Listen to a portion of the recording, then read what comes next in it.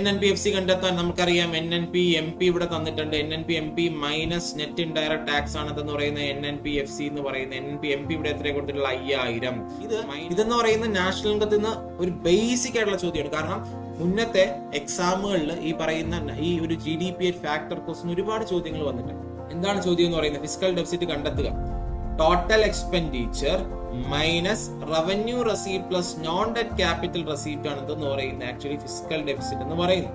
Which 5-year plan adopted the Mahalanobis model for the investment pattern in India? അത് നമുക്കറിയാം Mahalanobis second ആണ്. വീണ്ടും നമ്മൾ പറഞ്ഞു പ്രധാനപ്പെട്ട പഞ്ചവത്സര പദ്ധതി. അപ്പൊ നിങ്ങൾ ശ്രദ്ധിക്കാനുള്ള കാര്യം ഈ ഇന്നത്തെ വീഡിയോയിൽ നമ്മൾ പ്രധാനമായിട്ടും ഡിസ്കസ് ചെയ്യാൻ പോകുന്നത് ഇനി ഡിഗ്രി ലെവലിന്റെ second phase and third phase preliminary exam നടക്കാൻ പോവുകയാണ്. അപ്പൊ അതിന് നമുക്ക് എക്കണോമിക്സ് എന്ന് പറയുന്ന ആ ഒരു സബ്ജക്റ്റിൽ നിന്ന് എന്തൊക്കെ ക്വസ്റ്റ്യൻസ് എക്സ്പെക്ട് ചെയ്യാം, അതുപോലെ തന്നെ ഏതൊക്കെ ഏരിയാസ് എക്സ്പെക്ട് ചെയ്യാം തുടങ്ങിയ കാര്യങ്ങളാണ് നമ്മൾ ഡിസ്കസ് ചെയ്യാൻ പോകുന്നത്. അപ്പൊ ആദ്യമായിട്ട് നമുക്ക് നോക്കിക്കഴിഞ്ഞാൽ ഫസ്റ്റ് ഫേസിലെ ഒരു ക്വസ്റ്റ്യൻ നമുക്ക് എടുക്കാം.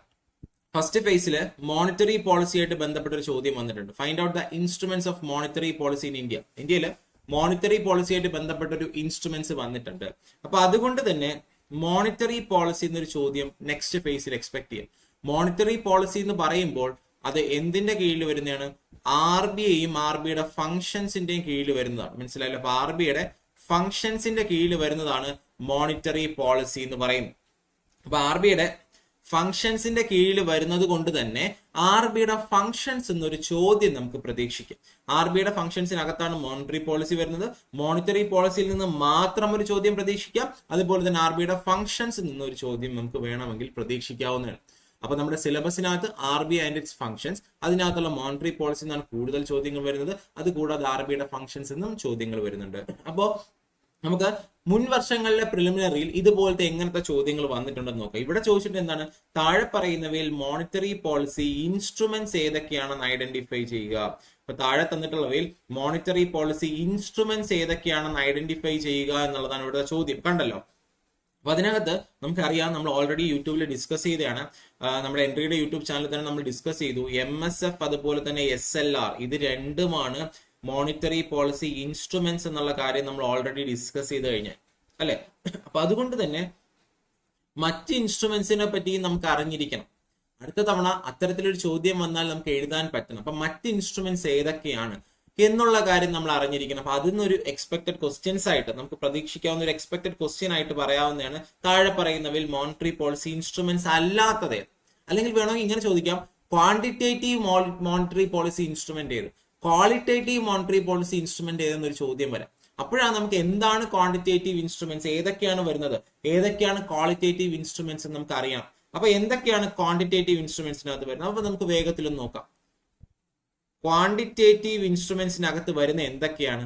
ഈ പറയുന്ന പോലെ ഒന്നാമതായിട്ട് അതിനകത്ത് വരുന്നതാണ് CRRഉം SLR. നമുക്കറിയാം ക്യാഷ് റിസർവ് റേഷ്യോയും സ്റ്റാറ്റ്യൂട്ടറി ലിക്വിഡിറ്റി റേഷ്യോയും CRRഉം SLRഉം. പിന്നെ വരുന്നതാണ് ബാങ്ക് റേറ്റ്. അത് കഴിഞ്ഞിട്ടാണ് ബാങ്ക് റേറ്റ് വരുന്നത്. അത് കഴിഞ്ഞിട്ട് വരുന്നതാണ് റിപ്പോ റേറ്റ് എന്ന് പറയുന്നത്. റിപ്പോ റേറ്റ് അത് കഴിഞ്ഞിട്ട് വരുന്നു.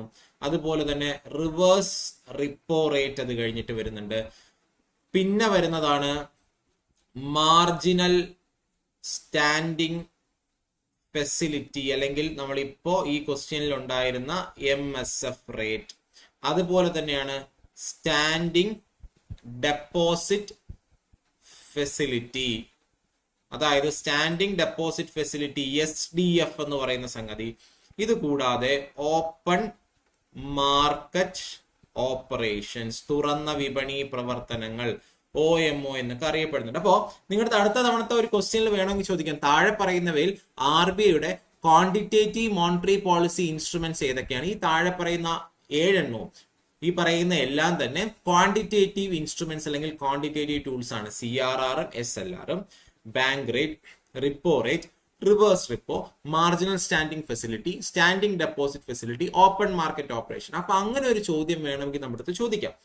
അതുപോലെ വേറൊരു രീതി ചോദിക്കാം, ഇനി ക്വാളിറ്റേറ്റീവ് ഇൻസ്ട്രുമെന്റിൽ ഉൾപ്പെടുന്നത് ഏതാണ്, ക്വാളിറ്റേറ്റീവ് ഇൻസ്ട്രുമെന്റ്സിൽ ഉൾപ്പെടുന്ന ഏതാണെന്ന് ചോദിച്ചു കഴിഞ്ഞാൽ അതിനകത്ത് വരുന്നതാണ് ഒന്നാമത്തത് മോറൽ സുവേഷൻ.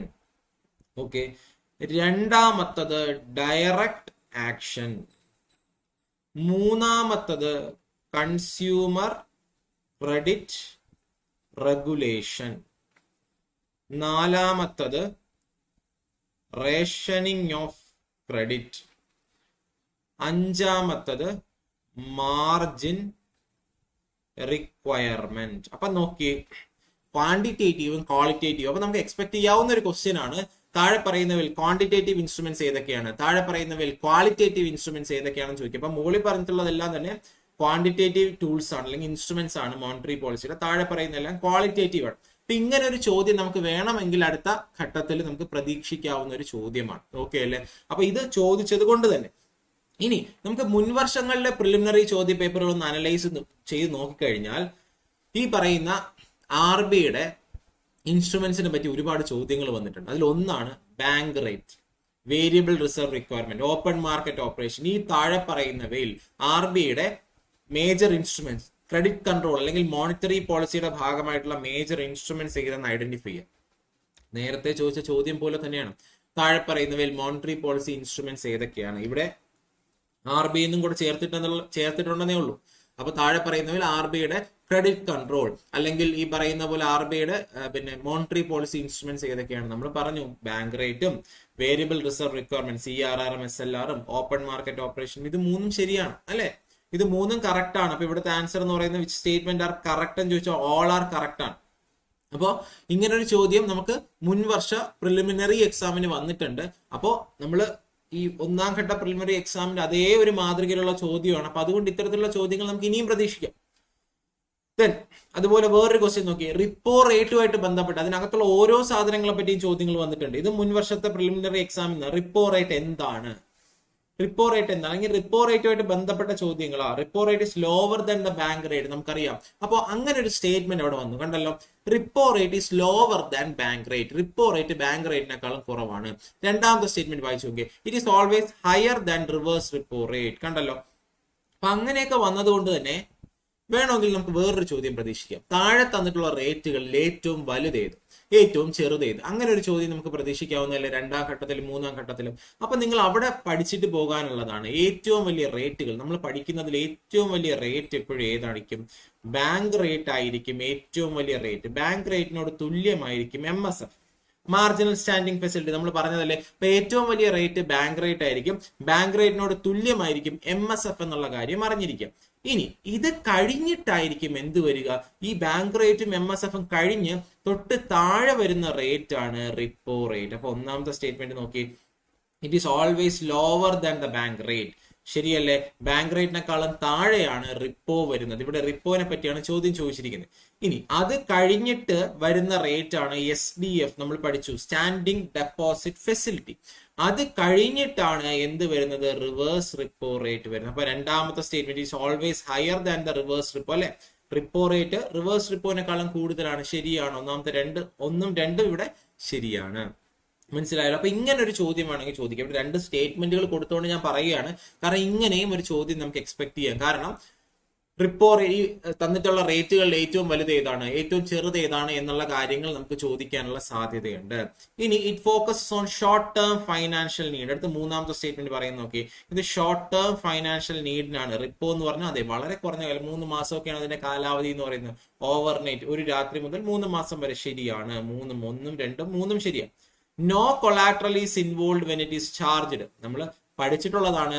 റിപ്പോ എന്ന് പറയുന്ന ഒരു ട്രാൻസാക്ഷൻ നടത്തുന്ന സമയത്ത് അവിടെ കൊളാട്രൽ ആയിട്ട് ഗവൺമെന്റ് സെക്യൂരിറ്റി ഉണ്ടാകും. നോ കൊളാട്രൽ എന്ന് പറയുന്നത് തെറ്റാ. 1, 2, 3 ആണ് ഇവിടുത്തെ റൈറ്റ് ആയിട്ടുള്ള ആൻസർ. കറക്റ്റ് അല്ലെ? അപ്പൊ ഇവിടെ ഇത്തരത്തിലുള്ള ഒരു ചോദ്യം നമുക്ക് പ്രതീക്ഷിക്കാം. എന്താണ്? റേറ്റുകളിൽ ഏറ്റവും വലുത്. അതുപോലെ ഇനിയിപ്പോ ചോദിക്കുക, റേഷ്യോ CRR SLRൽ ഏറ്റവും വലുത് ഏതാണ്? SLR ആയിരിക്കും എപ്പോഴും വലുത്. അതിന് താഴെയായിരിക്കും CRR എന്ന് പറയുന്നത്. മനസ്സിലായല്ലോ? ഇത് രണ്ടും തന്നെ എക്സ്പെക്ട് ചെയ്യാവുന്നതാണ്. ഇത് രണ്ടും മുന്നേ ചോദിച്ചിട്ടുള്ള ചോദ്യമാണ്, പക്ഷെ ക്യാൻസൽ ചെയ്തു. കാരണം ഇതെല്ലാം കൂടെ ഒരുമിച്ച് അങ്ങ് എടുത്തിട്ട് bank rate, repo, SDF, reverse repo, SLR, CRR ഇതിലെല്ലാത്തിലും ഏറ്റവും വലുത് എന്ന് ചോദിച്ചു. അങ്ങനെ വരുമ്പോൾ നിങ്ങളൊരു കാര്യം മനസ്സിലാക്കണം, ആ ക്വസ്റ്റ്യൻ അവർ ക്യാൻസൽ ചെയ്തു. കാരണം തെറ്റാ. കാരണം എന്ന് വെച്ചാൽ ഈ SLRഉം CRR എന്ന് പറയുന്ന ഇത് രണ്ടും റേഷ്യോകളും ഈ മുകളിൽ കൊടുത്തിരിക്കുന്ന സാധനം എന്ന് പറയുന്ന റേറ്റുകളുമാണ്. മനസ്സിലായല്ലോ? അപ്പൊ അത് രണ്ടും ഒരുമിച്ച് ചേർക്കാൻ പറ്റത്തില്ല. അതുകൊണ്ട് ആ ക്വസ്റ്റ്യൻ ക്യാൻസൽ ചെയ്തു. പക്ഷെ അങ്ങനെ ഒരു ചോദ്യം വന്നിട്ടുണ്ട്. അടുത്ത തവണ ആ ക്വസ്റ്റ്യൻ അവർ കറക്റ്റ് ചെയ്ത് ചോദിച്ചാൽ നമുക്ക് ആൻസർ എഴുതാൻ പറ്റണം. റേഷ്യോസിൽ വലുത് SLR, സ്റ്റാറ്റ്യൂട്ടറി ലിക്വിഡിറ്റി റേഷ്യോയിലും ക്യാഷ് റിസർവ് റേഷ്യോയിലും വലുത് SLR-ഉം റേറ്റുകൾ വലുത് ബാങ്ക് റേറ്റും ചെറുത് റിവേഴ്സ് റിപ്പോയും ആണ്. ഇങ്ങനെ ഒരു ക്വസ്റ്റ്യൻ നമുക്ക് പ്രതീക്ഷിക്കാവുന്നതാണ്. ഇനി അടുത്തെന്ന് പറഞ്ഞ ഒരു ചോദ്യം എന്ന് പറയുന്നത് നമ്മുടെ RBIയുടെ ഫംഗ്ഷനുമായിട്ട് ബന്ധപ്പെട്ട ഒരു ചോദ്യം വന്നിട്ടുണ്ട്. RBIയുടെ ഫംഗ്ഷൻ, കൃത്യമായിട്ട് പറഞ്ഞാൽ RBIയുടെ ഫംഗ്ഷൻ ചോദിച്ചൊരു ചോദ്യം വന്നിട്ടുണ്ട്. അപ്പൊ നോക്കി, ഇതിൽ പറയുന്ന first statement, RBI has a monopoly power of issue notes and coins in all denomination India. നമുക്കറിയാം, ഇല്ല, ഗവൺമെന്റ് ഓഫ് ഇന്ത്യക്ക് കൂടെയാണ് അതിന്റെ മൊണോപ്പൊളി എന്ന് പറയുന്നത്. Then RBI keeps and manage foreign exchange reserve in India. അപ്പൊ രണ്ടാമത്തെ ശരിയാണ്, ഒന്നാമത്തെ തെറ്റാണ്. Open market operations are conducted by RBI via sale and purchase of government securities. ശരിയാണെന്ന് നമുക്കറിയാം. During inflation RBI reduces CRR. Inflation സമയത്ത് RBI CRR കുറയ്ക്കുന്നു. ആ സ്റ്റേറ്റ്മെന്റ് നമുക്കറിയാം തെറ്റാണ്. ഇൻഫ്ലേഷൻ സമയത്ത് കൂട്ടുകയാണ്. 2ഉം 3ഉം ശരിയാണ്. ഇവിടെ കറക്റ്റ് ആയിട്ടുള്ള ചോദിച്ചിട്ടുള്ളത് ഓപ്ഷൻ C 2 and 3. അപ്പൊ നിങ്ങൾ നോക്കുക, അപ്പൊ ഇങ്ങനെ ഒരു ക്വസ്റ്റ്യനും മുന്നേ പ്രിലിംസിന് ചോദിച്ചിട്ടുണ്ട്. അപ്പൊ ഇങ്ങനത്തെ ഒരു ക്വസ്റ്റ്യനും നമുക്ക് എക്സ്പെക്ട് ചെയ്യാവുന്നതാണ്. കാരണം കുറെ കാലം പ്രിലിംസിന് ഒരുപാട് ചോദിച്ചിട്ടുണ്ട്. എന്താണ് ഇൻഫ്ലേഷൻ സമയത്ത് CRR SLR എന്ത് ചെയ്യണം, ഡീഫ്ലേഷൻ സമയത്ത് CRR SLR എന്ത് ചെയ്യണം തുടങ്ങിയ കാര്യങ്ങൾ ചോദിച്ചു. ഈ ക്വസ്റ്റ്യനകത്ത് നിന്ന് 2 കാര്യങ്ങൾ നമുക്ക് വായിച്ചെടുക്കാം. ഒന്ന് RBIയുടെ ഫംഗ്ഷനും മറ്റൊന്ന് CRR SLR എന്ത് ചെയ്യണം ഇൻഫ്ലേഷൻ സമയത്ത്, അതുപോലെ ഡീഫ്ലേഷൻ സമയത്ത് എന്ത് ചെയ്യണം. അത്തരത്തിലുള്ള ചോദ്യങ്ങൾ നമുക്ക് പ്രതീക്ഷിക്കാവുന്നതാണ്. അടുത്ത ഫേസിൽ നിങ്ങൾക്ക് ഒരു ചോദ്യം ചോദിക്കാം, രാജ്യത്ത് ഭയങ്കര ഇൻഫ്ലേഷൻ ആണ്, അപ്പൊ ജനങ്ങളുടെ കയ്യിൽ പൈസ എത്തരുത്, മണി സപ്ലൈ കുറയ്ക്കാൻ വേണ്ടി എന്ത് ചെയ്യണം. നമ്മൾ ഒന്നും ആലോചിക്കേണ്ട, ഈ റേറ്റുകൾ എല്ലാം അങ്ങ് കൂട്ടുക, ഈ റേഷ്യോസ് എല്ലാം അങ്ങ് കൂട്ടുക. മനസ്സിലായല്ലോ? മണി സപ്ലൈ കുറയ്ക്കാൻ, രാജ്യത്ത് ഇൻഫ്ലേഷൻ ആണെങ്കിൽ ഡ്യൂറിങ് ഇൻഫ്ലേഷൻ റേറ്റ്സും റേഷ്യോസും എല്ലാം അങ്ങ് ഉയർത്തുക. മനസ്സിലായല്ലോ? മണി സപ്ലൈ കുറയ്ക്കുക. ഇൻഫ്ലേഷൻ എന്ന് പറയുമ്പോൾ ജനങ്ങളുടെ കയ്യിൽ ഒരുപാട് കാശുണ്ട്, ഇനി കാശ് എത്തരുത്, മണി സപ്ലൈ കുറയ്ക്കാൻ റേറ്റും റേഷ്യോസും അങ്ങ് എന്ത് ചെയ്യുക, ഉയർത്തുക എന്നുള്ളതാണ് അവിടുത്തെ കൃത്യമായിട്ടുള്ള ആൻസർ എന്ന് പറയുന്നത്. അതുപോലെ തന്നെ ഗവൺമെന്റ് സെക്യൂരിറ്റീസ് എന്ത് ചെയ്യണം, സെയിൽ ചെയ്യണം. മനസ്സിലായല്ലോ? Sale of government security. അപ്പൊ ഇനി നേരെ തിരിച്ചാണ്, മണി സപ്ലൈ കൂട്ടാൻ ഡീഫ്ലേഷൻ സമയത്ത് ഇതെല്ലാം അങ്ങ് കുറച്ച് കൊടുത്താൽ മതി. മനസ്സിലായല്ലോ? സെയിലിന് പകരം അവിടെ പർച്ചേസ് വരും. അപ്പൊ നിങ്ങൾ അതും കൂടെ നോക്കിയിരിക്കുക. RBIയുടെ ഫംഗ്ഷൻസ് അവരുടെ വെബ്സൈറ്റിൽ തന്നെ നോക്കി എന്ത് ചെയ്യുക, ഒന്ന് പഠിക്കാൻ ശ്രമിക്കുക. അപ്പൊ ഇങ്ങനത്തെ ചോദ്യങ്ങൾ നമുക്ക് എന്ത് ചെയ്യാം, RBIയുടെ ഫംഗ്ഷൻസും അതുപോലെ തന്നെ മോണിറ്ററി പോളിസി നമുക്ക് എക്സ്പെക്ട് ചെയ്യാവുന്നതാണ്. എന്തൊക്കെയാണ് ടൂൾസ്, അതുപോലെ തന്നെ ഈ പറയുന്ന ഓരോ ടൂളിനെ പറ്റിയും ചോദ്യങ്ങൾ വരാം. ബാങ്ക് റേറ്റിനെ പറ്റി ചോദ്യം വരാം. ബാങ്ക് റേറ്റ് എന്തായിട്ട് യൂസ് ചെയ്യുന്നു, ബാങ്ക് റേറ്റിനെ ഡിസ്കൗണ്ടഡ് റേറ്റ് ആയിട്ട് ബാങ്ക് റേറ്റ് യൂസ് ചെയ്യുന്നു, ബാങ്ക് റേറ്റ് എന്ന് പറയുന്ന ഒരു പെനാൽറ്റി അടിക്കുന്ന റേറ്റ് ആയിട്ട് യൂസ് ചെയ്യുന്നു. അതെല്ലാം ശരിയാണ്. അപ്പോൾ അത്തരത്തിലുള്ള ചോദ്യങ്ങൾ നമുക്ക് എക്സ്പെക്ട് ചെയ്യാവുന്നതാണ്. ഇനി അടുത്തൊരു ചോദ്യം, ഇതെന്ന് പറയുന്ന നാഷണൽ ഇൻകത്തിൽ നിന്ന് ഒരു ബേസിക് ആയിട്ടുള്ള ചോദ്യമാണ്. കാരണം മുന്നത്തെ എക്സാമുകളിൽ ഈ പറയുന്ന ഈ ഒരു GDP ഫാക്ടർ ക്വസ്റ്റ്യൻ ഒരുപാട് ചോദ്യങ്ങൾ വന്നിട്ടുണ്ട്.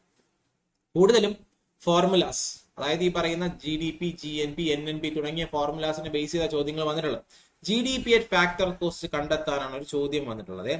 ഇനി നിങ്ങൾക്ക് നോക്കിക്കഴിഞ്ഞാൽ കാണാൻ പറ്റും, അതേ ഒരു മാതൃകയിലുള്ള ചോദ്യം ഇവിടെ കൊടുത്തിട്ടുണ്ട്. അതായത് ഇത് 18, ഈ പറയുന്നത് ഈ 18 നമ്പർ ഇട്ടിരിക്കുന്നത് ഇക്കഴിഞ്ഞ ഫസ്റ്റ് ഫേസ് ഡിഗ്രി പ്രിലിംസിന് ചോദിച്ച ചോദ്യമാണ്. ഇവിടെ കണ്ടോ, ഈ 16 നമ്പർ ഇട്ട് കൊടുത്തിരിക്കുന്നത് 2021 22 നടന്നിട്ടുള്ള പ്രിലിംസിന്, ഡിഗ്രി പ്രിലിംസിന് ചോദിച്ചൊരു ചോദ്യമാണ്. GDP factor cost is equal to, രണ്ടും തന്നെ ഫാക്ടർ കോസ്റ്റ് കണ്ടുപിടിക്കാനാണ് ചോദ്യം ചോദിച്ചിട്ടുള്ളത്. ഇനി വേറൊരു ചോദ്യം, കാൽക്കുലേറ്റ് NNP ഫാക്ടർ കോസ്റ്റ്. അപ്പൊ മനസ്സിലായല്ലോ, ഫാക്ടർ കോസ്റ്റിനെ പറ്റിയും മാർക്കറ്റ് പ്രൈസിനെ പറ്റിയൊക്കെ ചോദ്യങ്ങൾ പലതവണ PSC ചോദിച്ചിട്ടുണ്ട്.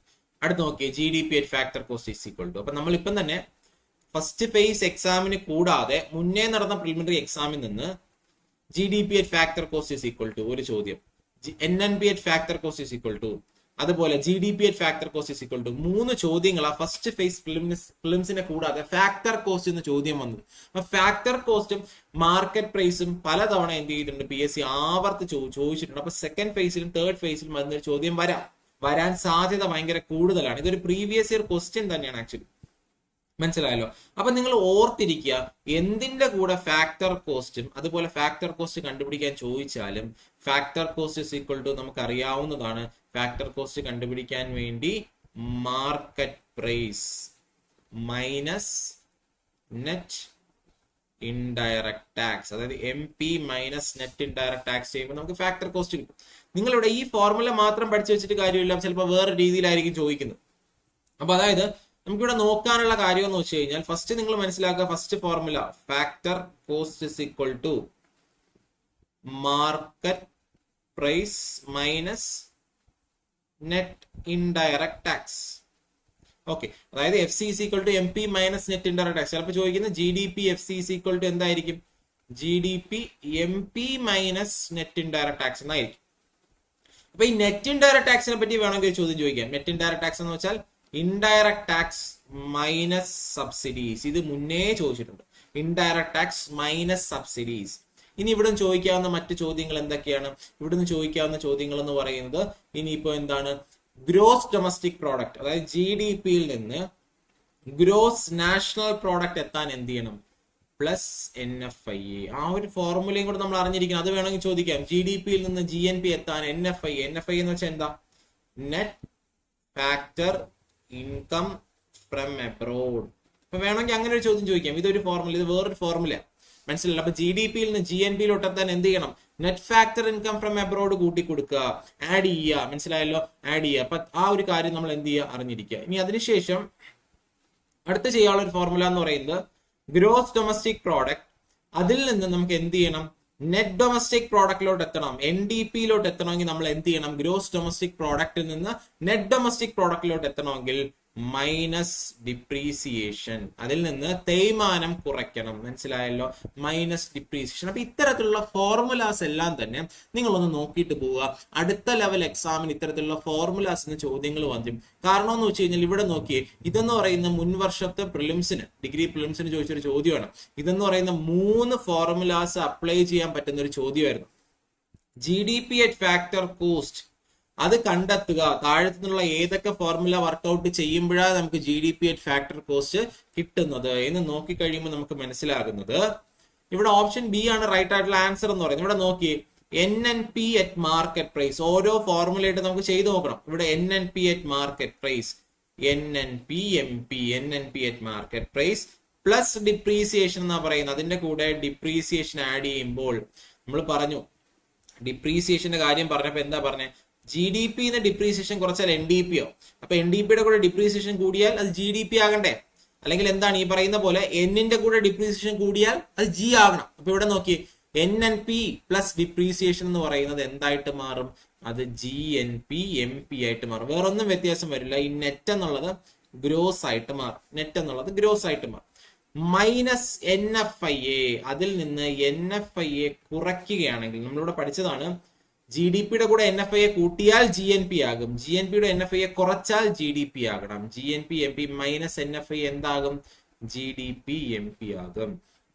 അതിനുശേഷം minus net indirect tax, MP minus net indirect tax. നമ്മളിവിടെ പഠിച്ച എന്താ? MP minus net indirect tax, market price minus net indirect tax എന്തായിട്ട് മാറും? ഫാക്ടർ കോസ്റ്റ് അല്ലെ? അപ്പൊ എന്തായിട്ട് കിട്ടും നമുക്ക്? GDP FC കിട്ടും. നമ്മുടെ ചോദിച്ചിരിക്കുന്ന ചോദ്യം GDP FC കണ്ടെത്താനല്ലേ? അപ്പൊ ഈ ഒരു ക്വസ്റ്റ്യന്റെ പ്രത്യേകത 3 ഫോർമുലാസ് നമുക്ക് ഇവിടെ ഈ ഒരു ചാപ്റ്ററിൽ പഠിക്കാനുള്ള, ദേശീയ വരുമാനത്തിൽ പഠിക്കാനുള്ള 3 ഫോർമുലാസും ഇതിനകത്ത് വരുന്നുണ്ട്. അപ്പൊ ഈ 3 ഫോർമുലാസും ഭയങ്കര പ്രധാനപ്പെട്ടതാണ്. അപ്പൊ നിങ്ങൾ എന്ത് ചെയ്യും? 3 ഫോർമുലാസ് നോക്കിയിട്ട് പോകണം. അടുത്ത എക്സാമിന് ആ 3 ഫോർമുലാസിൽ നിന്നും ചോദ്യങ്ങൾ വരാൻ സാധ്യത കൂടുതലാണ്. ഫാക്ടർ കോസ്റ്റ് മാർക്കറ്റ് പ്രൈസ് ആക്കാൻ, gross domestic product net domestic product ആക്കാൻ, gross domestic product gross national product ആക്കുക എന്നിങ്ങനെ 3 ചോദ്യങ്ങളും 3 ഫോർമുലാസിനും വരാൻ സാധ്യതയുണ്ട്, നമ്മൾ എക്സ്പെക്ട് ചെയ്യുന്നു. അപ്പൊ നിങ്ങൾ എന്ത് ചെയ്യുക? അതൊന്ന് നോക്കിയിട്ട് പോവാം. അതുപോലെ അടുത്ത ഘട്ട എക്സാം, ഈ ഘട്ടത്തിൽ അത് ചോദിച്ചില്ലെങ്കിലും അടുത്ത ഘട്ട എക്സാം എഴുതാൻ പോകുന്നവര് നോക്കിയിട്ട് പോകാനുള്ളതാണ് പേഴ്സണൽ ഇൻകം, അതുപോലെ തന്നെയാണ് പേഴ്സണൽ ഡിസ്പോസബിൾ ഇൻകം. ഇപ്പൊ നെക്സ്റ്റ് ഫേസ് എക്സാം എഴുതാൻ പോകുന്നവര് പേഴ്സണൽ ഇൻകവും പേഴ്സണൽ ഡിസ്പോസിബിൾ ഇൻകവും ഒന്ന് നോക്കിയിട്ട് പോകുക. കാരണം ഇടയ്ക്കൊക്കെ എന്ത് ചെയ്യുന്നുണ്ട്? ഈ പറയുന്ന പേഴ്സണൽ ഇൻകത്തിൽ നിന്നും പേഴ്സണൽ ഡിസ്പോസിബിൾ ഇൻകത്തിൽ നിന്നൊക്കെ ചോദ്യങ്ങൾ വരുന്നുണ്ട്. അപ്പൊ അതുകൊണ്ട് തന്നെ നിങ്ങൾ അതൊന്ന് നോക്കിയിട്ട് പോവാം. Of the following which is not true about estimation of personal disposable income. താഴെ പറയുന്നവയിൽ അതിനകത്ത് റീറ്റെയിൻഡ് പ്രോഫിറ്റും ട്രാൻസ്ഫർ പേയ്മെന്റ് എക്സ്ക്ലൂഡ് ആകുന്നു, തെറ്റാണ്. Include transfer payment exclude rent and interest എന്ന് പറയുന്നു, ആ പറയുന്നത് എന്താണ്? തെറ്റാണ്. It include personal tax but exclude transfer payment എന്ന് പറയുന്നു, തെറ്റാണ്. It exclude personal tax and include tax payment, 4 മാത്രമാണ് ശരി എന്ന് പറയുന്നത്. അപ്പൊ ഇവിടെ നോട്ട് ട്രൂ എന്ന് പറയുന്നത് 1, 2 and 3 ആണ്. ആക്ച്വലി ഇങ്ങനത്തെ ഒരു പേഴ്സണൽ ഇൻകവും പേഴ്സണൽ ഡിസ്പോസിബിൾ ഇൻകത്തിന്റെ കൃത്യമായിട്ടുള്ള ഒരു എസ്റ്റിമേഷൻ നിങ്ങൾക്ക് മനസ്സിലാക്കണം. നിങ്ങൾ ആ ഫോർമുല കൃത്യമായിട്ട് വായിക്കാൻ വേണ്ടിയിട്ട് ഞാൻ പറഞ്ഞു തരാം. മാക്രോ എക്കണോമിക്സിലെ 12th ലെവൽ, മാക്രോ എക്കണോമിക്സിലെ 12th ലെവലില് എന്താണ് അതിനകത്ത് നാഷണൽ ഇൻകം അക്കൗണ്ടിങ് മാക്രോ എക്കണോമിക്സിലെ 12ാം ക്ലാസ്സിലെ എക്കണോമിക്സിന്റെ മാക്രോ എക്കണോമിക്സ് ടെക്സ്റ്റ് ബുക്കിൽ 12ാം ക്ലാസ്സിൽ നാഷണൽ ഇൻകം അക്കൗണ്ടിങ് എന്ന് പറയുന്ന ഒരു ചാപ്റ്റർ ഉണ്ട്. അതിനകത്ത് എല്ലാ ഫോർമുലാസും GDP, GNP, FC, MP, personal income, personal disposable income തുടങ്ങിയ കാര്യങ്ങളെല്ലാം വായിക്കുമ്പോൾ നിങ്ങൾക്ക് അത്യാവശ്യം കാര്യങ്ങൾ ക്ലിയർ ആവും. ആ ഒരു ടോപ്പിക്ക് മുഴുവൻ അങ്ങ് വായിക്കുക. കാരണം പേഴ്സണൽ ഇൻകത്തിൽ നിന്നും പേഴ്സണൽ ഡിസ്പോസിബിൾ ഇൻകത്തിൽ നിന്നും ചോദ്യം വരാൻ ചാൻസ് ഉണ്ട്. അതിന്റെ ഫോർമുലാസിനെ ബേസ് ചെയ്ത് ചോദ്യങ്ങൾ വരാനുള്ള സാധ്യതയുണ്ട്. അപ്പൊ നമ്മൾ പറഞ്ഞ പോലെ ഇങ്ങനെ ഒരു ക്വസ്റ്റ്യൻ ആയിട്ടും വരാം. NNP ഫാക്ടർ കോസ്റ്റ് കണ്ടെത്തുക. NNP FC കണ്ടെത്താൻ നമുക്കറിയാം NNP MP ഇവിടെ തന്നിട്ടുണ്ട്. NNP MP minus net indirect tax ആണ് എന്ന് പറയുന്നത് NNP FC എന്ന് പറയുന്നത്. NNP MP ഇവിടെ എത്ര കൊടുത്തിട്ടുള്ള 5000 മൈനസ് നെറ്റ് ഇൻഡയറക്ട് ടാക്സ് ഇല്ല, പകരം ഇൻഡയറക്ട് ടാക്സും സബ്സിഡിയും കൊടുത്തിട്ടുണ്ട്. നെറ്റ് ഇൻഡയറക്ട് ടാക്സ് എങ്ങനെ കിട്ടും? Indirect tax minus subsidy. 400 minus 200 5000 minus 200 4800 answer കിട്ടും. ഓപ്ഷൻ സി ആണ് ഇവിടുത്തെ റൈറ്റ് ആയിട്ടുള്ള ആൻസർ. അപ്പൊ ഇങ്ങനെ ക്വസ്റ്റ്യൻ ആയിട്ടും എന്ത് ചെയ്യാം, ചോദ്യങ്ങൾ വരാം. ഇനി അടുത്ത് GDP at factor cost, GDP FC. ഇത് നമ്മുടെ കൃത്യമായിട്ട് പറഞ്ഞു കഴിഞ്ഞാൽ എന്താണ്, ഈ പറയുന്ന പോലെ ഒരു ഫോർമുല ബേസ് ചെയ്തിട്ടാണ് ചോദിച്ചിരിക്കുന്ന. ഫോർമുല അതുപോലെ ചോദിച്ചിട്ടുണ്ട്. GDP MP minus net indirect tax. GDP FC എന്ന് പറയുന്നത് എന്താണ്? GDP MP minus net indirect tax ആണ് GDP FC എന്ന് പറയുന്നത് അല്ലെ. GDP MP-യിൽ നിന്ന് നെറ്റ് ഇൻഡയറക്ട് ടാക്സ് കുറയ്ക്കുമ്പോൾ GDP MP-യിൽ നിന്ന് നെറ്റ് ഇൻഡയറക്ട് ടാക്സ് കുറയ്ക്കുമ്പോൾ നമുക്ക് എന്ത് കിട്ടും? GDP FC കിട്ടും. മനസ്സിലായല്ലോ. മാർക്കറ്റ് പ്രൈസിൽ നിന്ന് നെറ്റ് ഇൻഡയറക്ട് ടാക്സ് കുറച്ചാൽ നമുക്ക് ഫാക്ടർ കോസ്റ്റ് കിട്ടും. GDP MP minus net indirect tax ആണ് GDP FC എന്ന് പറയുന്നത്. ക്ലിയർ ആണല്ലോ. അപ്പൊ ഈ ഒരു ചോദ്യമാണ് കഴിഞ്ഞ എക്സാമിന് ചോദിച്ചത്. GDP MP minus net indirect tax GDP FC. അതേ ചോദ്യം അതേ രീതിയിൽ തന്നെ എന്ത് ചെയ്തിട്ടുണ്ട്? റിപ്പീറ്റ് ചെയ്തിട്ടുണ്ട്. അപ്പൊ ഇങ്ങനെ ആയതുകൊണ്ട് തന്നെ നാഷണൽ ഇൻകത്തിൽ നിന്ന് ചോദ്യങ്ങൾ റിപ്പീറ്റ് ചെയ്ത് അടുത്ത ഘട്ടത്തിൽ വരാൻ സാധ്യതയുണ്ട്. ഓക്കെ, ഇനി അടുത്തതെന്ന് പറഞ്ഞാൽ മൂന്നാമത്തെ ചോദ്യം എന്ന് പറയുന്നത് ഫിസ്ക്കൽ പോളിസിയായിട്ട് ബന്ധപ്പെട്ട്. ഇതെന്ന് വെച്ചാൽ ആക്ച്വലി ഫിസ്ക്കൽ പോളിസി ഇതെന്ന് പറയുന്നത് ഫിസ്ക്കൽ പോളിസി, ഗവൺമെന്റിന്റെ ബഡ്ജറ്റ്, FRBM ആക്ട്, അതുപോലെ തന്നെ ഡെഫിസിറ്റ്, പിന്നെ ടാക്സേഷൻ, ഇത്രയും കാര്യങ്ങളാണ് ഒരുമിച്ച് നിൽക്കുന്നതെങ്കിലും ഇതിൽ കൂടുതൽ ചോദ്യങ്ങൾ നമ്മൾ വരുന്ന കണ്ടിട്ടുള്ള ഫിസ്ക്കൽ പോളിസി, ബഡ്ജറ്റ്, ഡെഫിസിറ്റ്. ബജറ്റിൽ നിന്നും ഫിസ്ക്കൽ പോളിസിയിൽ നിന്നും ഡെഫിസിറ്റിൽ നിന്നും ചോദ്യങ്ങൾ വന്നിട്ടുണ്ട്. അപ്പൊ അടുത്ത ഘട്ടത്തിൽ നിങ്ങൾക്ക് പ്രതീക്ഷിക്കാവുന്ന ഈ 3 കാര്യങ്ങൾ ഫിസ്ക്കൽ പോളിസിക്കകത്ത് തന്നെയാണ് ഈ പറയുന്ന കാര്യങ്ങളെല്ലാം വരുന്നത്. എന്താണ് ഫിസ്ക്കൽ പോളിസി? ഗവൺമെന്റിന്റെ വരുമാനവും ഗവൺമെന്റിന്റെ ചെലവുമായിട്ട്, ഗവൺമെന്റ് വരുമാനം, ഗവൺമെന്റ് ചെലവ്, ഗവൺമെന്റ് കടം തുടങ്ങിയ കാര്യങ്ങളെല്ലാം ഉൾപ്പെടുന്ന പോളിസിയാണ് എന്ന് പറയുന്നത് ഫിസ്ക്കൽ പോളിസി എന്ന് പറയുന്നത്. അപ്പൊ നിങ്ങൾക്ക് അടുത്ത ഘട്ടത്തിൽ ഈ പറയുന്ന ഫിസ്ക്കൽ പോളിസിയിൽ നിന്നും ബജറ്റിൽ നിന്നും ഡെഫിസിറ്റിൽ നിന്നും എല്ലാം തന്നെ ചോദ്യം വരാം. ഇവിടെ നോക്കി, കോൺട്രാക്ഷണറി ഫിസ്ക്കൽ പോളിസി എന്താണ്? അപ്പൊ നിങ്ങൾ അറിഞ്ഞിരിക്കുക, വേണമെങ്കിൽ ഇവിടെ ഒരു മോണിറ്ററി പോളിസി എന്നൊരു ചോദ്യം വരാം കേട്ടോ. കാരണം കോൺട്രാക്ഷണറി ഫിസ്ക്കൽ പോളിസി എന്താണെന്ന് ചോദിച്ചുകൊണ്ട് കോൺട്രാക്ഷണറി മോണിറ്ററി പോളിസി എന്താണെന്നൊരു ചോദ്യം വരാം. അപ്പോൾ എന്താണ് കോൺട്രാക്ഷണറി, എന്താണ് എക്സ്പാൻഷണറി അറിഞ്ഞിരിക്കുക.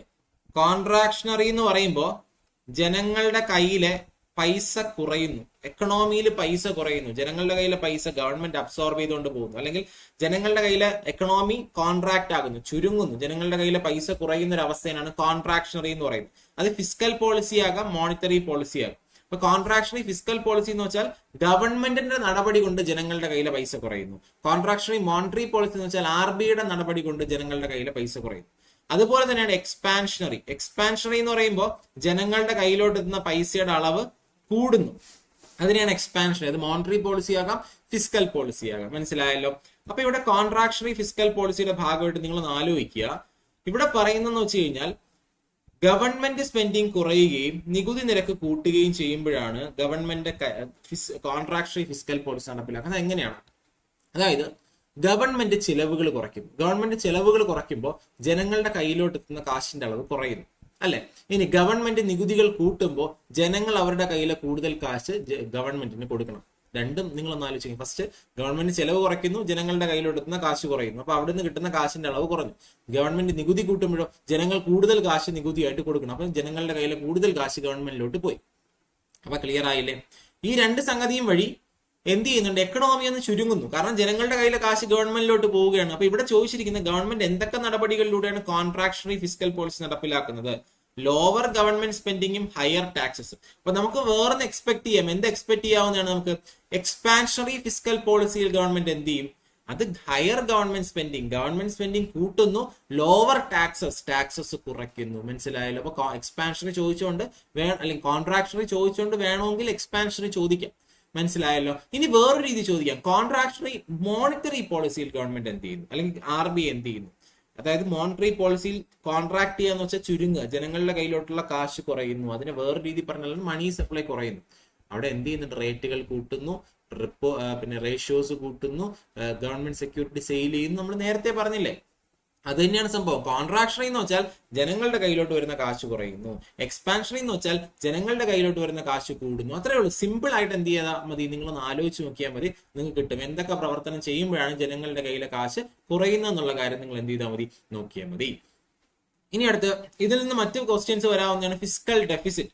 പലപ്പോഴും ചോദ്യങ്ങൾ വരുന്നതാണ് ഡെഫിസിറ്റുകളെ പറ്റി. അപ്പൊ നിങ്ങൾ എന്ത് ചെയ്യുക, ഡെഫിസിറ്റുകളെ പറ്റി ഒന്ന് നോക്കിയിട്ട് പോകുക. അതിനകത്ത് റവന്യൂ ഡെഫിസിറ്റ് ഉണ്ട്, റവന്യൂ ഡെഫിസിറ്റിനെ പറ്റി ഒന്ന് നോക്കുക. ദെൻ ഫിസ്ക്കൽ ഡെഫിസിറ്റിനെ പറ്റി നോക്കുക. അതിൽ നിന്നെല്ലാം തന്നെ ചോദ്യങ്ങൾ വരാം. അതുപോലെ തന്നെ പ്രൈമറി ഡെഫിസിറ്റിനെ പറ്റി നോക്കുക. അപ്പൊ എഫക്റ്റീവ് റവന്യൂ ഡെഫിസിറ്റിനെ പറ്റി നോക്കുക. അപ്പൊ ഇത്തരത്തിലുള്ള ചോദ്യങ്ങളെല്ലാം തന്നെ നെക്സ്റ്റ് ഫേസിൽ വരാൻ സാധ്യതയുണ്ട്. കാരണം ഫിസ്ക്കൽ പോളിസിയെ പറ്റി ഒരു ചോദ്യം വന്നത് കൊണ്ട് തന്നെ അടുത്ത ഘട്ടത്തിലും ഫിസ്ക്കൽ പോളിസിയെ പറ്റി ഒരു ചോദ്യം വരാം. മാത്രമല്ല മുൻ വർഷങ്ങളിലെ പ്രിലിംസിന്റെ എക്സാമുകൾ നോക്കിയാൽ ഫിസ്ക്കൽ പോളിസിയുടെ ചോദ്യങ്ങൾ വന്നിട്ടുണ്ട്. ഇവിടെ ഫിസ്ക്കൽ ഡെഫിസിറ്റിനെ പറ്റിയാണ് ചോദ്യം വരുന്നത്. ഫിസ്ക്കൽ ഡെഫിസിറ്റിനെ പറ്റി ഒരു ചോദ്യം, എന്താണ് ചോദ്യം എന്ന് പറയുന്നത്, ഫിസ്ക്കൽ ഡെഫിസിറ്റ് കണ്ടെത്തുക. Total expenditure minus revenue receipt plus non debt capital receipt ആണ് എന്തെന്ന് പറയുന്നത് ആക്ച്വലി ഫിസ്ക്കൽ ഡെഫിസിറ്റ് എന്ന് പറയുന്നത്.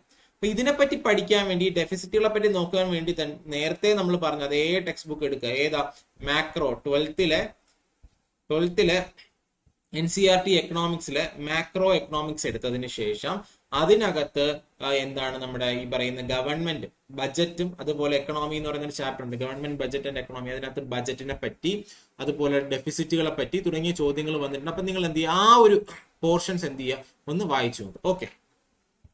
അതുപോലെ തന്നെ FRBM ആക്ട്, ഇത് വീണ്ടും ചോദിക്കണമെന്നൊരു നിർബന്ധമില്ല. ഒരേ ഒരു തവണ FRBM പറ്റി ചോദിച്ചുള്ളൂ. ഇതിനെപ്പറ്റി വീണ്ടും ചോദിക്കണമെന്ന് യാതൊരു നിർബന്ധമില്ല. എന്നിരുന്നാലും നിങ്ങൾ എന്ത് ചെയ്യുക, ആ ടെക്സ്റ്റ് ബുക്ക് അതേ ഒരു ചാപ്റ്റർ ഞാൻ പറയുകയാണ്, ആ ഒരു ചാപ്റ്റർ വായിച്ചിട്ട് പോകുക. അതിനകത്തു നിന്നാണ് നമ്മുടെ എക്സ്പെക്ടഡ് ക്വസ്റ്റ്യൻസ്, ഫിസ്ക്കൽ പോളിസി എന്നുള്ള ക്വസ്റ്റ്യൻസ് എല്ലാം അതിനകത്ത് നിന്ന് ഉറപ്പായിട്ടും വരും. അപ്പൊ ആ ഒരു ചാപ്റ്റർ നിങ്ങൾ മിസ്സാക്കരുത്. അതുപോലെ തന്നെയാണ് നിങ്ങൾ നോക്കാനുള്ളത് ബഡ്ജറ്റ്. ഈ വർഷത്തെ ബഡ്ജറ്റ് ഉണ്ടല്ലോ, ഈ വർഷത്തെ ബഡ്ജറ്റ് എന്ത് ചെയ്യുന്നുണ്ട്, ഈ വർഷത്തെ ബഡ്ജറ്റ് പ്രധാനമായിട്ട് നമ്മുടെ യൂട്യൂബ് ചാനൽ അപ്ലോഡ് ചെയ്തിട്ടുണ്ട്. ആ ബജറ്റിന്റെ വീഡിയോ ഒന്ന് കണ്ടു നോക്കുക. കാരണം അതിനകത്ത് ഏറ്റവും കൂടുതൽ വരുമാനം വന്നിട്ടുള്ളത് ഏതാണ്, ഏറ്റവും കൂടുതൽ ചെലവുകൾ വന്നിട്ടുള്ള ഏതാണ്. അപ്പൊ നോക്കിയേ, അപ്പൊ അത്തരത്തിലുള്ള ഒരു ചോദ്യം, which of the following single largest public expenditure, ഏറ്റവും വലിയ പൊതു ചെലവ് എന്ന് പറയുന്നത് ഏതാണ്, ഇൻട്രസ്റ്റ് പേയ്മെന്റ്സ് ആണ്. അപ്പൊ അങ്ങനെ ബജറ്റ് നോക്കുമ്പോൾ അപ്പൊ നമുക്ക് ഇവിടുന്ന് എക്സ്പെക്ട് ചെയ്യാവുന്ന ചോദ്യങ്ങൾ എന്തൊക്കെയാണ്, ഒന്ന് ഫിസ്ക്കൽ പോളിസിയുടെ ചോദ്യങ്ങൾ വരാം, മറ്റൊന്ന് ഡെഫിസിറ്റുകളെ പറ്റി ചോദ്യങ്ങൾ വരാം. പലതരത്തിലുള്ള ഡെഫിസിറ്റുകൾ ഉണ്ട്. പിന്നെ അതുപോലെ തന്നെ നമുക്ക് പറയാവുന്നതാണ് ബജറ്റ് എന്ന് ചോദ്യം. ഈ മൂന്നുമാണ് പ്രതീക്ഷിക്കാവുന്ന ചോദ്യങ്ങൾ നെക്സ്റ്റ് ഫേസ്. നിങ്ങൾ ആ ഒരു ചാപ്റ്റർ വായിച്ചാൽ നിങ്ങൾക്ക് അത്യാവശ്യം. അപ്പൊ ഇത് പഠിക്കാൻ വേണ്ടി എന്ത് ചെയ്യണം, നിങ്ങൾ ആ ഒരു പിന്നെ ചാപ്റ്റർ 12th മാക്രോ എക്കണോമിക്സിലെ ഗവൺമെന്റ് ബജറ്റ് എക്കണോമി ചാപ്റ്റർ വായിക്കുക. ഈ വർഷത്തെ ബജറ്റിന്റെ വീഡിയോ യൂട്യൂബിലുണ്ട്, അതൊന്ന് കണ്ടുനോക്കുക. അതിനുശേഷം നമുക്ക് അടുത്തൊരു ചോദ്യം, മറ്റൊരു എക്സ്പെക്ടഡ് ക്വസ്റ്റ്യൻസ് നമ്മൾ വരുന്ന മേഖല എന്ന് പ്രതീക്ഷിക്കുന്നത് 5-year പ്ലാൻസ് ആണ്. അപ്പൊ നമ്മൾ പലപ്പോഴും നമ്മുടെ പല വീഡിയോസിലായിട്ട് പറഞ്ഞിട്ടുണ്ട്, ഏറ്റവും കൂടുതൽ ക്വസ്റ്റ്യൻസ് ആവർത്തിക്കുന്ന പഞ്ചവത്സര പദ്ധതികൾ 1, 2, 5, 9, അതുപോലെ 7, 9, പിന്നെ 11, 12. ഇതിൽ നിന്നാണ് കൂടുതൽ ക്വസ്റ്റ്യൻസ് വരും. നമ്മൾ പല വീഡിയോസിലായിട്ട് നമ്മൾ പറയുന്നുണ്ട് 1, 2, 5, 7. അതിൽ നമ്മൾ വീണ്ടും ഫിൽട്ടർ ചെയ്താൽ 1, 2, 5, 9, 11, 12. ഇത്രനാണ് ഏറ്റവും കൂടുതൽ ചോദ്യങ്ങൾ ആവർത്തിച്ച് വരുന്നത്. 7 11, 12. അപ്പൊ നമ്മൾ എല്ലാ വീഡിയോസിലും പറയുന്നുണ്ട് ഇത്രയും പഞ്ചവത്സര പദ്ധതികളെങ്കിലും മിനിമം, മുഴുവൻ നോക്കാൻ പറ്റാത്തവര് മിനിമം നോക്കിയിട്ട് പോവുക. ഇവിടെ ഒരു ചോദ്യം വന്നിട്ടുണ്ട്. ഇവിടുത്തെ ഒരു ചോദ്യം, ഏത് പഞ്ചവത്സര പദ്ധതിയിൽ IRDA കൊണ്ടുവന്നത്, 9ാം പഞ്ചവത്സര പദ്ധതി. നമ്മൾ 9 നോക്കിയിട്ട് പോകണമെന്ന് മുന്നേ ക്ലാസ്സുകളിൽ, നമ്മുടെ ക്ലാസ്സുകളിലെല്ലാം പറഞ്ഞിട്ടുണ്ട്. അപ്പൊ നിങ്ങൾ അത് നോക്കിയിട്ട് പോയിട്ടുണ്ടെങ്കിൽ നിങ്ങൾക്ക് എന്ത് ചെയ്യും, ആ ഒരു ക്വസ്റ്റ്യൻ കിട്ടും. അതുപോലെ തന്നെ നമ്മൾ എന്ത് ചെയ്യാം, ആ പറയുന്ന മേഖല ഇവിടെ നോക്കിയേ, ഇൻക്ലൂസീവ് ഗ്രോത്ത് എന്ന് പറയുന്ന 11, rapid industrialisation 2, agriculture development 1, poverty eradication 5. ഈ പഞ്ചവത്സര പദ്ധതികളിൽ നിന്നാണ് ചോദ്യങ്ങൾ വന്നിട്ടുള്ളത്. നമ്മൾ എപ്പോഴും അതിനെ ബേസ് ചെയ്താ പറയുന്നത്, അല്ലാതെ നമ്മൾ അതായത് ഞാൻ എന്താ ഈ പറയുന്ന പോലെ നമ്മൾ ചുമ്മാ വായുന്ന് എടുക്കുന്നില്ല, വായുന്ന് എടുത്തിട്ടല്ല നമ്മൾ പറയുന്നത്. പകരം എങ്ങനെയാ, മുൻവർഷങ്ങളെ ചോദ്യങ്ങൾ അനലൈസ് ചെയ്തിട്ടാണ് ഈ പറയുന്ന 1 2 അതുപോലെ 3 അല്ലെങ്കിൽ 5 9 10 12 ഒക്കെ കൂടുതൽ നിങ്ങൾ നോക്കണമെന്ന് പറയുന്നത് എന്തുകൊണ്ടാണ്, മുൻവർഷങ്ങളെ ചോദ്യങ്ങൾ അതിൽ നിന്നാണ് വന്നിട്ടുള്ളത്. ഇവിടെ നോക്കി ഓർഡറിൽ എഴുതാനാ, പഞ്ചവത്സര പദ്ധതികളുടെ ലക്ഷ്യങ്ങൾ ഓർഡറിലാക്കി എഴുതാനാ ചോദ്യം വന്നിട്ടുള്ളത്. അപ്പൊ നിങ്ങൾ കൃത്യമായിട്ട് ഇത്രയും പഞ്ചവത്സര പദ്ധതിയുടെ ലക്ഷ്യങ്ങൾ നോക്കുക. ഇവിടെ നോക്കി, അഗ്രികൾച്ചർ ഡെവലപ്മെന്റ് 1ാം പഞ്ചവത്സര പദ്ധതി, ഇൻഡസ്ട്രിയലൈസേഷൻ 2ാം പഞ്ചവത്സര പദ്ധതി, പോവർട്ടി ഇറാഡിക്കേഷൻ 5, അടുത്ത ഇൻക്ലൂസീവ് ഗ്രോത്ത്. അപ്പൊ ഇവിടെ 3, 2, 4, 1 3, 2, 4, 1 എന്ന് പറയുന്നതാണ് ആൻസർ എന്ന് പറയുന്നത്. അപ്പൊ ഇവിടെ നോക്കി, ഇത്തരത്തിൽ ക്രൊണോളജിക്കൽ ഓർഡറിൽ എഴുതാൻ ചോദ്യം വരുന്നുണ്ട്. അപ്പൊ മനസ്സിലായി. അപ്പൊ നിങ്ങൾ പഞ്ചവത്സര പദ്ധതികൾ, ഇത്രയും പഞ്ചവത്സര പദ്ധതികൾ എങ്കിലും മിനിമം, മറ്റുള്ള പഞ്ചവത്സര പദ്ധതികൾ ചോദിക്കില്ല എന്നല്ല ഞാൻ പറയുന്നത്, ഏറ്റവും കൂടുതൽ ചോദ്യങ്ങൾ വന്നിട്ടുള്ള ഇത്രയും പഞ്ചവത്സര പദ്ധതികളിൽ നിന്നാണ്. അതുകൊണ്ട് അതിൽ നിന്ന് വീണ്ടും ഒരു ചോദ്യം വരാം. Which 5-year plan for the first time actually address the issue of removal of poverty? ദാരിദ്ര്യ നിർമ്മാർജ്ജനം പ്രധാനപ്പെട്ട ലക്ഷ്യമായി വന്ന പഞ്ചവത്സര പദ്ധതി നമുക്ക് എല്ലാവർക്കും അറിയാം, 5ാം പഞ്ചവത്സര പദ്ധതി. വീണ്ടും നമ്മൾ പറഞ്ഞ പ്രധാനപ്പെട്ട പഞ്ചവത്സര പദ്ധതി എന്നൊരു ചോദ്യം വന്നിട്ടുണ്ട്. Which 5-year plan adopted the Mahalanobis model for the investment pattern in India? അത് നമുക്കറിയാം, മഹലനോബിസ് സെക്കൻഡ് ആണ്. വീണ്ടും നമ്മൾ പറഞ്ഞു പ്രധാനപ്പെട്ട പഞ്ചവത്സര പദ്ധതി. അപ്പൊ നിങ്ങൾ ശ്രദ്ധിക്കാനുള്ള കാര്യം, ഈ പ്രധാനപ്പെട്ട പഞ്ചവത്സര പദ്ധതികൾ നിങ്ങൾ എന്ത് ചെയ്യുക, ഒന്ന് വായിച്ചിട്ട് നോക്കുക. കാരണം അടുത്ത തവണ അടുത്ത ഫേസിൽ പഞ്ചവത്സര പദ്ധതിനെ പറ്റി ഒരു ചോദ്യം വരികയാണെങ്കിൽ ഈ പറയുന്ന പഞ്ചവത്സര പദ്ധതി എന്ന് വരാനുള്ള സാധ്യത വളരെ വളരെ കൂടുതലാണ്. അപ്പൊ അതുകൊണ്ട് 5-year പ്ലാൻസിനെ പറ്റി ഇത്രയും കാര്യങ്ങൾ ഒന്ന് എന്ത് ചെയ്യുക, നോക്കിയിട്ട് പോവുക. ഇത് കൂടാതെ ഇതിന് വരാവുന്ന ഒരു ചോദ്യം നീതി ആയോഗാണ്. ഇത് കൂടാതെ വരാവുന്ന ഒരു ചോദ്യം നീതി ആയോഗിനെ പറ്റിയ ഒരു ചോദ്യം എന്ത് ചെയ്യാൻ വരാം. അപ്പൊ അതുകൊണ്ട് നീതി ചോദിച്ചില്ല, ഇത്തവണ ചോദിച്ചില്ല എന്ന് പറഞ്ഞാൽ അടുത്ത ഘട്ടവും ചോദിക്കില്ല നിങ്ങൾ വിചാരിക്കരുത്. അപ്പൊ നീതി ആയോഗിനെ പറ്റി ഒരു ചോദ്യം വന്നാൽ ലക്ഷ്യങ്ങൾ, features, members, chairperson, vice chairperson, അതുപോലെ തന്നെ കറണ്ട് അഫയേഴ്സ്. അപ്പൊ നിങ്ങളോട് നോക്കുക, നീതി ആയോഗിന്റെ ചോദ്യം നിങ്ങൾക്ക് എവിടെ നിന്നൊക്കെ വരാം. നീതി ആയോഗിന്റെ ഒബ്ജക്റ്റീവിൽ നിന്നൊരു ചോദ്യം വരാം, എക്സ്പെക്ട് ചെയ്യുന്നു നമ്മൾ. ഫീച്ചേഴ്സിൽ നിന്നൊരു ചോദ്യം നമ്മൾ എക്സ്പെക്ട് ചെയ്യുന്നു. അതുപോലെ മെമ്പേഴ്സിൽ നിന്നൊരു ചോദ്യം എക്സ്പെക്ട് ചെയ്യുന്നു. അതിനകത്ത് ചെയർപേഴ്സൺ, വൈസ് ചെയർപേഴ്സൺ പ്ലസ് പറയുമ്പോൾ കറണ്ട് അഫയേഴ്സും കൂടെ നോക്കുക.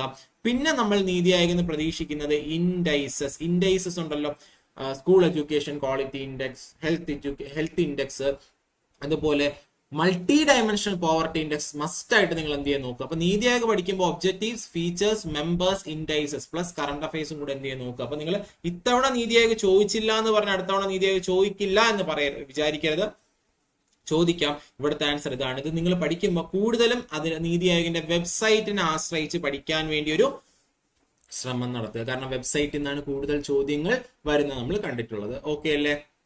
അപ്പൊ ഇത്രയാണ് നമ്മൾ എക്സ്പെക്ട് ചെയ്യുന്ന ക്വസ്റ്റ്യൻസ് എന്ന് പറയുന്നത്. ഓക്കെ, അപ്പൊ ഇത്രയും ക്വസ്റ്റ്യൻസ് ആണ് നമ്മൾ പ്രധാനമായിട്ടും എക്സ്പെക്ട് ചെയ്യുന്നത്. അതായത് അടുത്ത ഘട്ട പ്രിലിംസിന് ഈ പറയുന്ന ചോദ്യങ്ങൾ എക്കണോമിക്സ് നിന്ന് വരാം എന്ന് നമ്മൾ എക്സ്പെക്ട് ചെയ്യുന്നു. ഇനി വേറൊരു കാര്യം എന്ന് വെച്ച് കഴിഞ്ഞാൽ 2ാം ഘട്ട പ്രിലിംസ് കഴിയുമ്പോഴാണ് നമുക്ക് 3ാം ഘട്ടത്തിൽ കൂടുതൽ ഫോക്കസ് ചെയ്യാൻ പറ്റും. എന്നിരുന്നാലും 3ാം ഘട്ട എക്സാം ഉള്ളവർ എന്ത് ചെയ്യുക, ഈ വീഡിയോ അല്ലെങ്കിൽ ഈ പറയുന്ന പോർഷൻസ് എന്ത് ചെയ്യുക, ഒന്ന് പഠിച്ചു വയ്ക്കുക. ഓക്കെ, അപ്പൊ ഇത്രയും കാര്യങ്ങളാണ് നമുക്ക് നോക്കാനുള്ളത്. അപ്പോൾ നെക്സ്റ്റ് ഫേസ് എഴുതുന്ന എല്ലാവർക്കും ഓൾ ദ ബെസ്റ്റ്. അപ്പോൾ വീഡിയോ കണ്ട എല്ലാവർക്കും താങ്ക് യു.